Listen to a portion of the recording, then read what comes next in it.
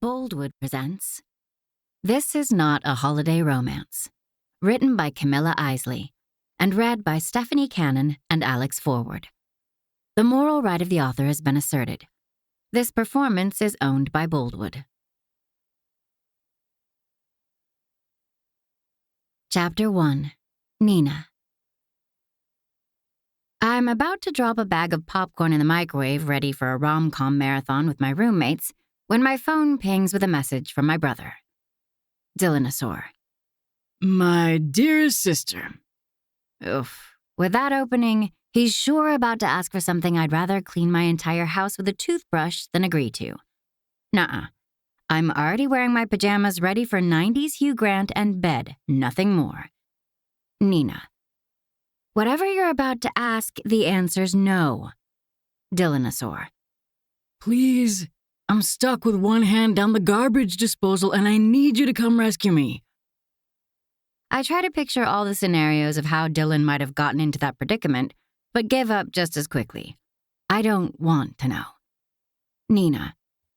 Can't your angelic roommate save you?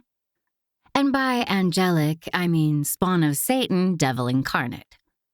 Dillinosaur. Tristan is away on a business trip. Pretty please? I think longingly of the classic holiday movie we were about to watch and sigh. Nina.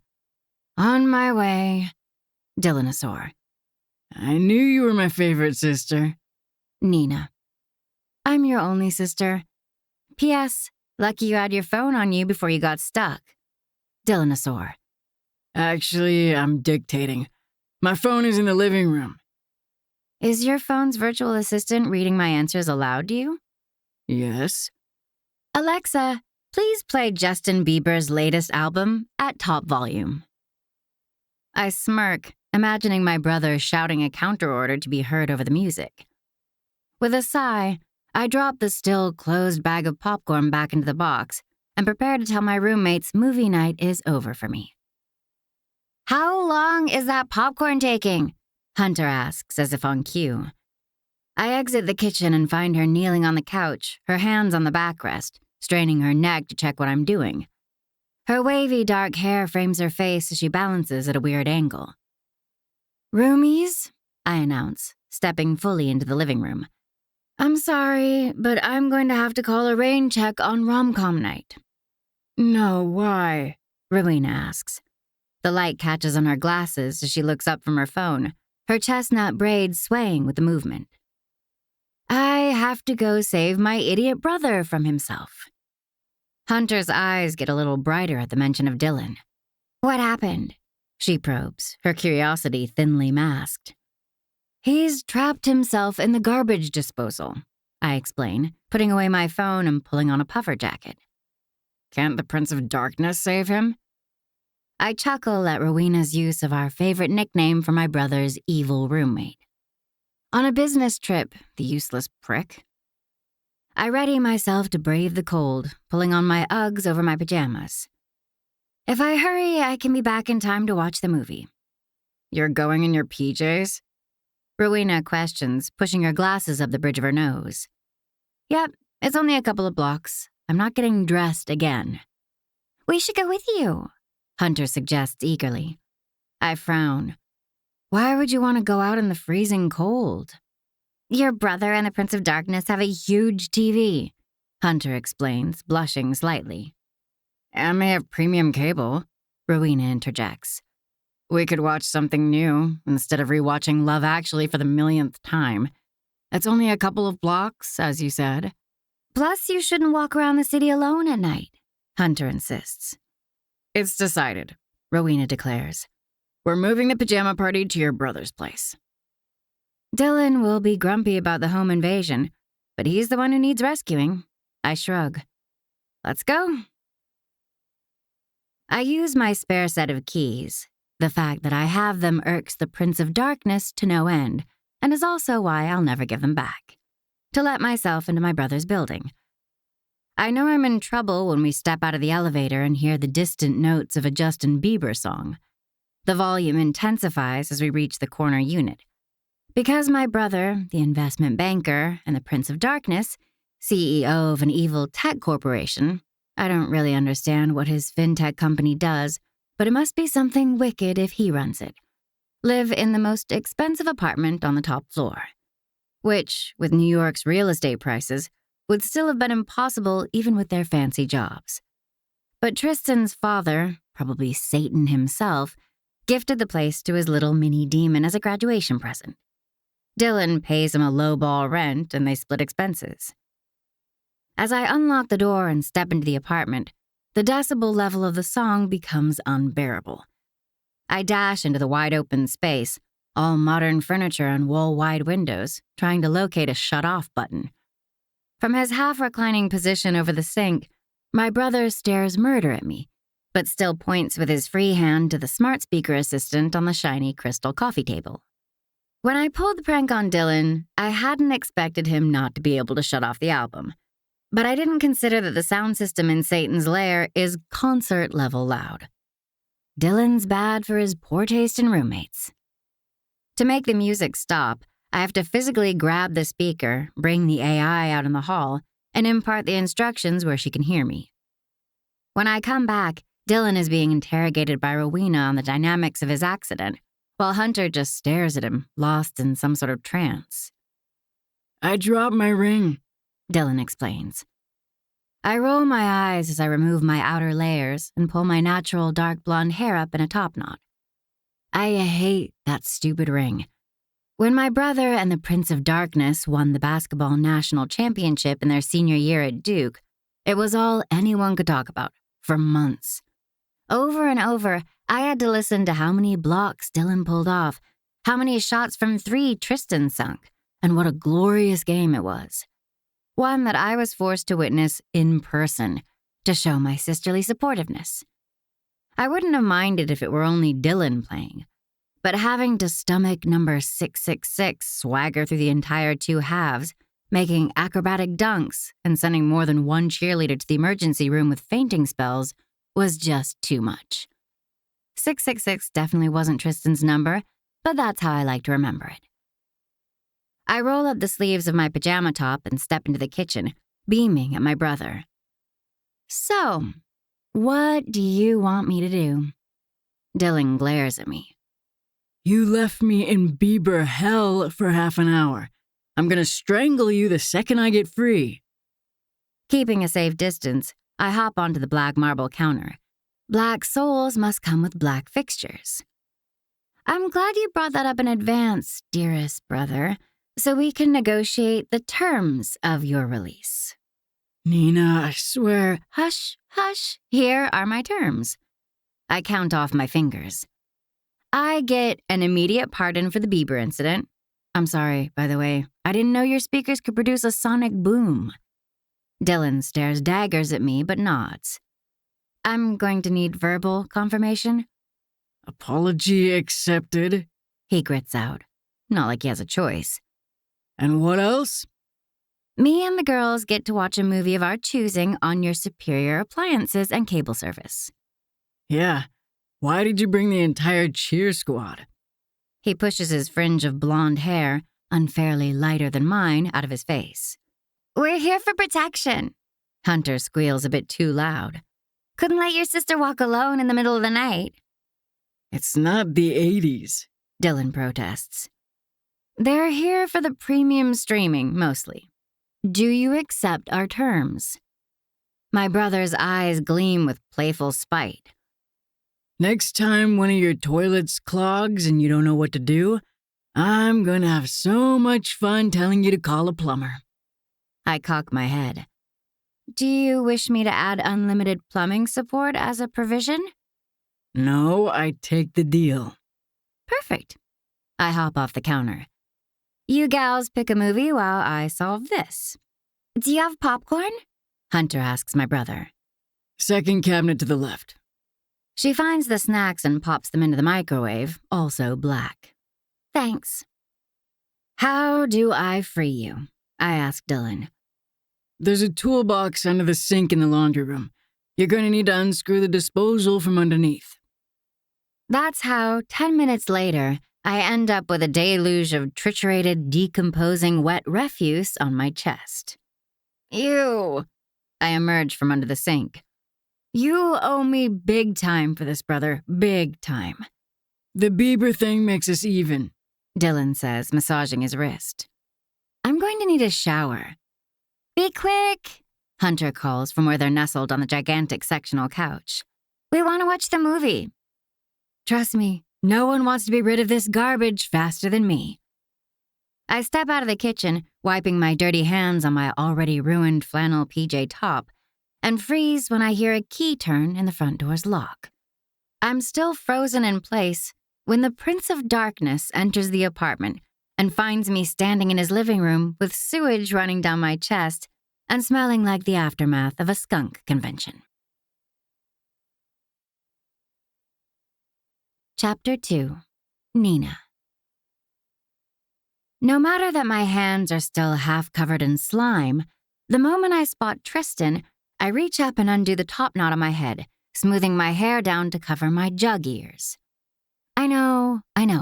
I'm supposed to love my body as it is, and jug ears are nothing to be ashamed of. I should own them as part of myself. And I mostly do, unless in the presence of the Prince of Darkness. Our eyes lock across the room. I take in his expensive suit, wrinkled after a long flight, his elegant coat, trolley, and slightly less than perfect hair. The dark circles under his eyes that, unfortunately, don't make the blue of his irises any less piercing. He does the same and inspects my shoeless feet, flannel PJs, and the muck running down my front. He raises an eyebrow, giving me a curt nod. Gremlin? One word out of his fucking mouth, and my hate for him flares. Before you pick sides or call me exaggerated, I should probably give you a little context. The first time I met Tristan Montgomery was 15 years ago, when we were 13 and 18, respectively. It was around this time of year, December 20th. He and Dylan had a game in New York on the 19th, and instead of going back to Duke, they came straight to mine and Dylan's hometown, Mystic, Connecticut, to spend the holidays.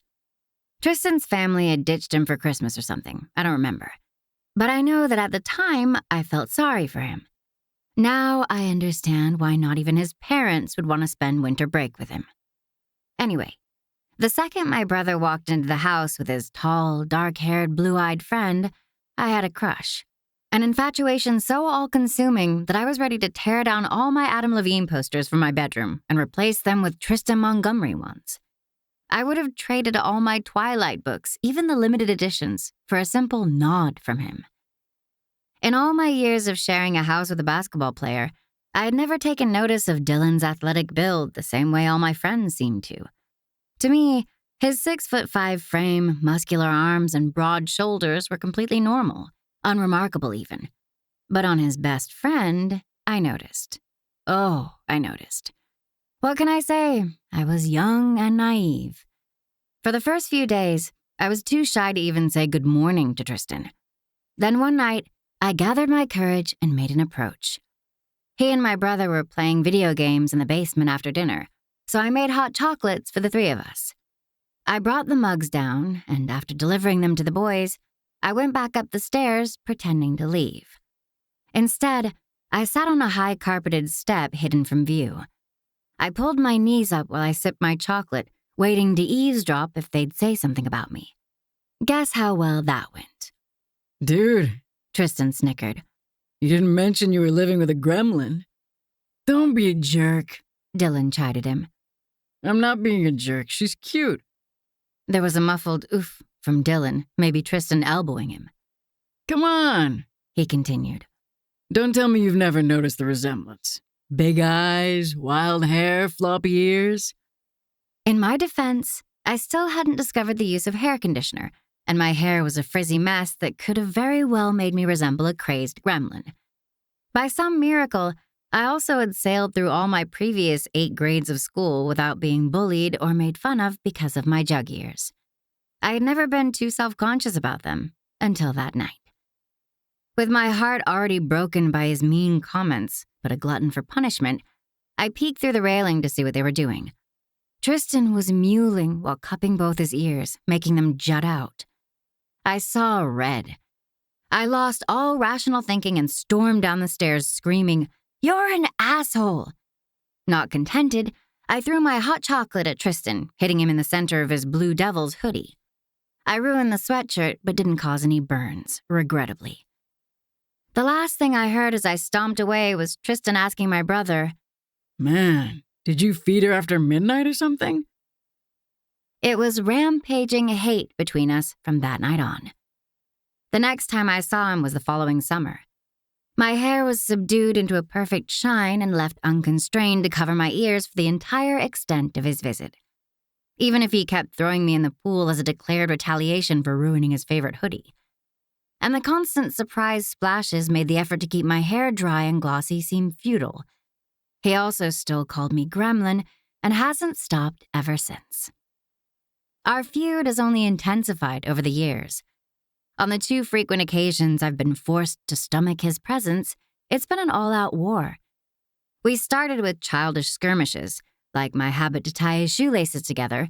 Unfortunately, he fell flat on his nose only the first time. Or the way I'd constantly change his gaming profile name in our basement to varied insults. And that one time I put bleach in his shampoo. Orange-haired Tristan was a sight to behold. That same night, he put a Bluetooth speaker in my room and convinced me I had a ghost in the closet. I've never been so scared in my entire life. Over the years, we've evolved into more grown-up pranks. I've signed him up for multiple dating profiles stating he lived with 3 cats, wanted to get married as soon as possible, and have 5 kids. I gave away his real phone number, which he's had to change twice. With that face, the calls just kept on coming. I don't have proof, but for every spam call or email I receive for services I never signed up for, I know Tristan is behind it. The first year I moved to New York, he stole Dylan's phone and told me to come to my brother's birthday party in a costume. Let's just say the bunny scene from Bridget Jones has nothing on me. I tried to own my cheerleader getup with pride, but he kept smirking all night, and it just ended with me throwing my pom-poms at him. That's why now, as we linger into this sort of standoff, I study my next move. He's just come back from a business trip. He looks tired and definitely less polished than his usual perfect appearance.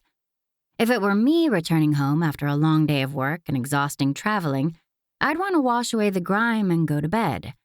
Coincidentally, a necessity that puts us in direct conflict, because there's no way I'll wait until I get home to wash the filthy goo that's seeping through my pajamas. Now, his swanky apartment has 2 bathrooms, of course, but only one has a shower.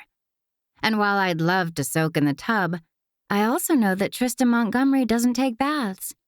Imagine Satan soaking in bubbles. Not happening. The primary bath is basically Dylan's personal bathroom. I don't think Tristan has ever stepped foot in it. I stare at the door of the bathroom with the only shower in the house and give the Prince of Darkness a feral grin. He follows my gaze to the door and back to me. "Gremlin, don't you dare." But I have the advantage. I'm already halfway there. Without a second of hesitation, I sprint down the hall, pumping my arms as I run. I hear him chasing after me. But despite his superior build and longer legs, I reach the bathroom door first and get in. I've barely turned the lock when there's a dull thud on the other side, as all 200 pounds of muscular asshole crash against it. Then the pounding starts. "Gremlin, get out of that bathroom, I'm not kidding." I'm sorry, what was that? "I'm tired, I don't have time for your bullshit." What? I can't hear you. Guess we'll have to wait to catch up until after I take a very long shower. I turn on the faucet to drown out his protests. As the water warms, I pluck my dirty clothes off, trying not to gag. But before I step under the jets, I shoot a quick text to my roommate's chat. Nina, start whatever cheesy rom-com you selected and don't let the Prince of Darkness bully you into shutting it down. We're owed a movie. Winnie, won't you miss the movie that way? Nina, knowing the Prince of Darkness will have to watch it will be my solace. Winnie, But it's the new Enemies to Lovers fake dating one we saw the trailer for the other night. oh no, I really wanted to watch that movie. It was just in theaters, and it's going to take ages before it becomes available on our lesser subscription. But this is war. Sacrifices must be made. Nina. Let it roll. I'll watch it another time. Hunt. We just pressed play. I'm seriously worried TPOD will murder us now. Nina. Don't worry. Dylan won't let him. My brother owes us. With that last mental image of Tristan ousted from his favorite bathroom and forced to watch quality romance footage, I welcome the embrace of the warm water for the longest fucking shower I'm ever going to take. Chapter 3. Tristan. When it's clear no amount of pounding will make my best friend's little sister come out of the bathroom, I give up. After the crappy week I had, a showdown with Nina Thompson is the last thing I needed. Well, too late. She's won this round, but the game is far from over. I walk back into the open space living room to find two other minxes sprawled on my sectional, eating my popcorn and watching my TV. Dylan is perched at a safe distance on the other side of the couch. I look at my roommate with a silent frown, spelling, "What the fuck, man?" He smiles apologetically. "I got stuck in the garbage disposal. They were the only ones who could help." That revelation attracts my gaze to the kitchen, where random parts of the waste disposer are scattered on the tiles with a trail of yuck leaking from under the sink. "Don't worry about it," Dylan says. "I'll clean it up tomorrow." As if I could sleep knowing there's that on my kitchen floor. I remove my suit jacket and roll up my sleeves. I'm already kneeling with my head under the sink, screwing the first piece back on, when Dylan squats next to me. "I said I'd do it tomorrow." "Pass me the wrench." Dylan hands me the tool and sighs, proceeding to mop the floor while I finish reassembling the disposal. By the time I'm done, the kitchen is once again clean, and Dylan is leaning on the mop, eyeing me with a goofy expression. "You know, leaving it for one night wouldn't have killed you. You need to relax." "No, I need a shower. Now more than ever. What I don't need is to come home after a long day and find your sister in my bathroom, her roommates on my couch monopolizing the TV, and the kitchen a fucking mess." Before Dylan can reply, I hightail it to the living room. I don't want to direct at him anger that mostly has to do with the crappy text I got from my mother just a few hours ago. As I sit on the armrest of the couch, waiting, my mood doesn't improve. I keep checking my watch every other minute. Dylan sits next to me after a while, presumably after cleaning the sink base cabinet. My best friend becomes absorbed in the stupidest movie I've ever watched. Two people who supposedly hate each other pretend to date at a destination wedding for a bogus reason until they go at it like rabid rabbits. This is torture. When Nina still hasn't come out of the bathroom 30 minutes later, I burst out, "How long can a shower last?" One of the roommates, the one with the wavy dark hair, turns to me. "Regular woman shower? Half an hour, easy." She tilts her head mockingly. "Revenge shower? I'd say an hour minimum." "Revenge for what? I didn't do anything." "You probably called her a gremlin at least once," the roommate with the braid explains. "Not my fault if she can't take a joke." "Joke's not funny if you're the only one laughing," the dark-haired one again. Dylan makes a hand-over-throat gesture, signaling to cut it because I can't win, or because we're outnumbered. I'm not sure about the why, but the message is clear. I should not complain about his sister taking her sweet time in my shower. Like hell. After another 20 minutes, I've had enough. I storm back down the hall, and just as I'm about to pound on the door again, it opens. Holding a ball of her dirty clothes under her arm, Nina blinks. She's wearing nothing but a white towel, my white towel. Her long wet hair frames her face, and her bare shoulders are dotted with tiny droplets of water that shine like crystals. I suddenly have to fight an instinct to run a finger over her collarbones and smear the water over her skin. Our eyes meet, linger for a heartbeat. Then she glances at my rolled-up sleeves before her gaze collides with mine again, more intense this time. "You've been standing here this entire time?" "That is my towel," I clip. In response, she bends her chin to sniff the hem. "Really? It doesn't smell like dead puppies. I hadn't figured." My jaw ticks. I want it back. "I'll just go change in Dylan's room, and I'll bring it back." She makes to walk down the hall toward Dylan's room, but I shoot out an arm to block her. Nina frowns. "What are you doing?" No idea. But she's rubbed me the wrong way tonight. I want it now. "Now?" Her voice comes out small. My hand flat on the wall, I smirk. I have her. After years of spoken and unspoken challenges neither of us have ever backed down from, I finally have her.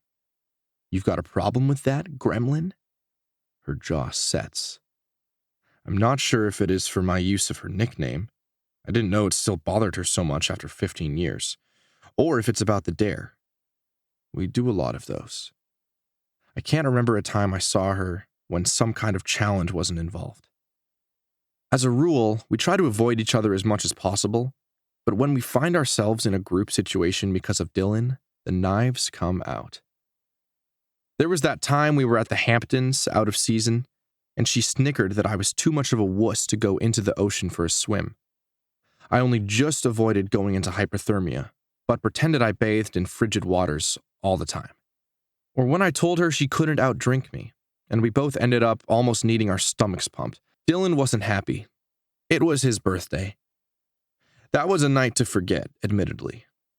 But another one of Dylan's birthdays, the one where I tricked Nina into coming dressed as a cheerleader, still is one of the funniest nights I've ever had. Probably one of the few where I had the upper hand. And even when I don't, I never give up. I never back down. And neither does she.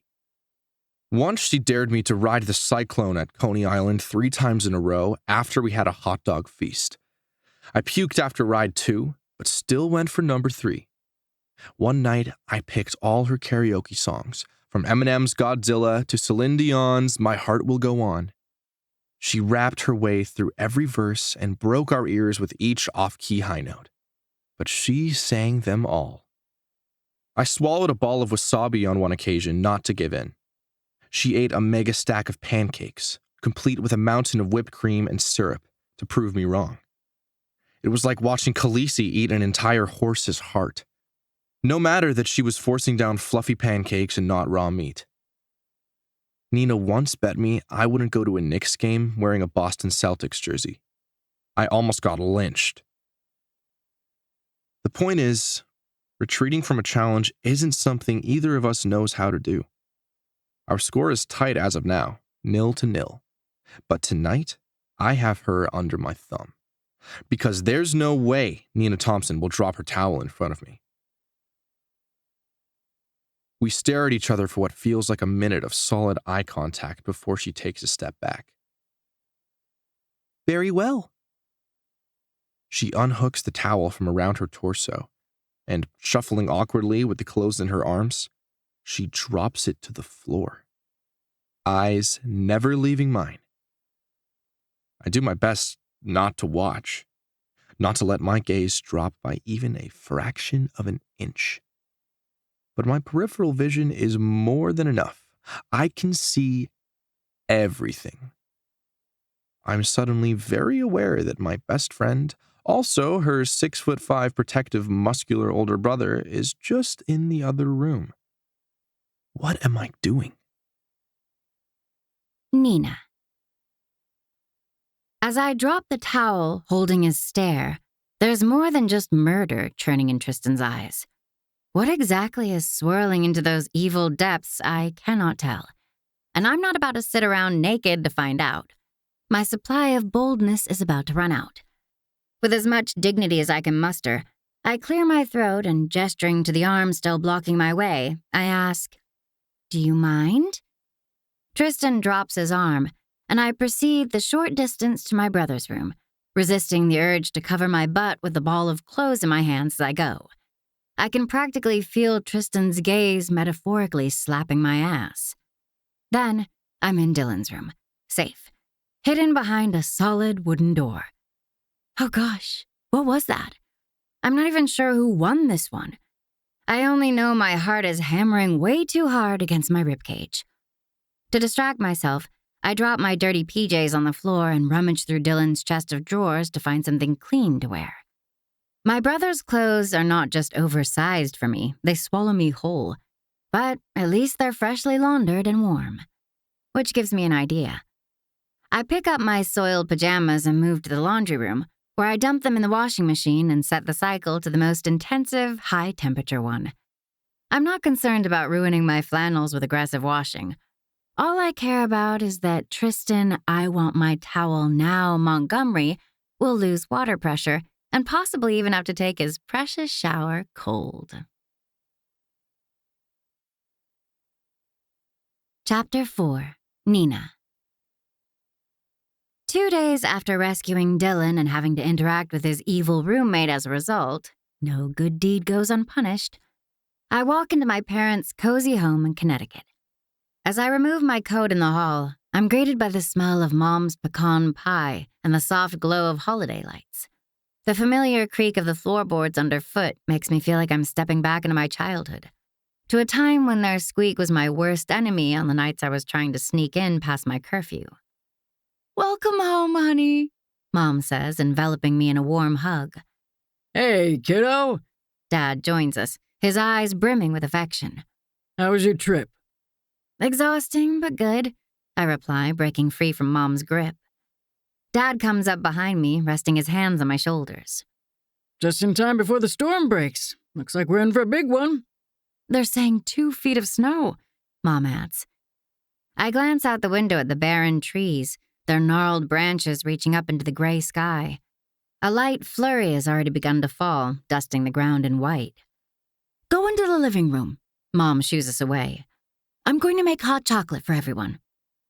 While I remove my outer layers, my dad brings my suitcase up to my room, making his usual joke. What did you pack in here, a dead body? We settle in around the fireplace, mugs of hot chocolate in hand, as the news drones on about flight cancellations and road closures. "I hope Dylan will be okay driving up tomorrow," Mom worries, furrowing her brow. "It's a pity you two couldn't come together." "Not my fault he's a workaholic. I wasn't about to waste a day because he wants to work on the Saturday before Christmas." "Oh, you know how it is at his bank," Mom coos. "But it's great that with Christmas coming on a Wednesday, we'll have an entire week together. I love having you kids at home." She stares out the window with concern. "I just hope the weather doesn't get much worse before Dylan gets here." He'll be fine, Dad reassures her. Dylan knows these roads like the back of his hand. Besides, that truck of his can handle anything. Mom sighs but says nothing more, staring into the crackling fire. As night falls, I drift off to the familiar sounds of home, the old house creaking, the wind whistling outside, and Mom and Dad's hushed voices as they watch TV downstairs. The next morning, I wake to a winter wonderland. Snow piles up against the frost-kissed windows, sunlight glinting off the new icicles dangling from the roof, while iridescent flakes swirl in the air. Reports of JFK shutting down filter through the news as I pad into the kitchen, still clad in my fuzzy green pajama bottoms and coordinated Grinch slippers. "Morning, sunshine," Mom greets me. "How did you sleep?" "Like a log," I admit, grinning as I snag a piece of buttered toast from the counter. "It's amazing how quiet it is here." "Isn't it?" She smiles, pouring me a steaming cup of coffee. "No honking taxis or loud neighbors." Exactly what I needed. As I sink into a chair at the kitchen table, my gaze wanders to the opposite head of the table, where Dad is engrossed in the weather report. "So JFK's closed, huh?" Seems that way. He replies, not tearing his eyes away from the screen. A lot of people will be stranded for Christmas. "Good thing Dylan is driving, then." I take a sip of my coffee. "Any word on when he's arriving?" "He should get on the road soon," Mom chimes in, glancing at the clock. "Your father already checked, and the I-95 is still open, thank goodness. Dylan should arrive just after lunch." which means I can enjoy another morning of being exclusively pampered by my parents. After breakfast, I curl up on the sofa, losing myself in a book. In New York, I don't get much quiet time. I work for a climate tech company designing and testing carbon mitigation systems. Our mission is to speed up the shift toward net negative emissions through our innovative CO2 monitoring and mitigation technologies, alongside our platform that provides real-time actionable data. It's a rewarding job, but demanding. And living with my two best friends, I'm seldom alone. I'm not complaining, but it will be nice to have a morning of peace and quiet with nothing to do but read and eat the food someone else made for me. By early afternoon, the storm is in full swing again. Strong winds shake the shutters and rattle the windows, snowdrifts reaching up to the gutters. Still lounging in my pajamas, I rummage through the pantry for a snack. I find a bag of Cheetos, and since Dad is watching a game in the living room and I want to keep reading my book without being distracted by his commentary, I retreat to my room. Upstairs, I reach a new level of laid back. I'm eating in bed, a paperback in my lap, a bag of chips on one side, a can of soda on the other, using my white t-shirt as a napkin before I turn the pages so as not to smear the novel with Cheetos powder. I've just reached a juicy chapter when I hear the crunch of tires on the snowy driveway, and soon afterward, a car door slamming shut. Dylan! With a tingle of anticipation, I bound down the stairs, eager to greet my brother. But as I approach the front door, I spot a familiar silhouette through the frosted glass.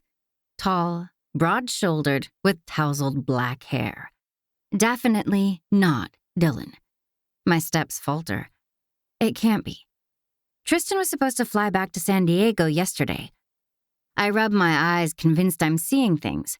But when I look again, he's still there, presumably waiting for someone to let him in. I'm not letting him in. In fact, I'm considering how fast I can board the door when Dylan's voice drifts in from the front yard. Get in, it's open. The handle turns, and I freeze at the bottom of the stairs as the door slowly opens.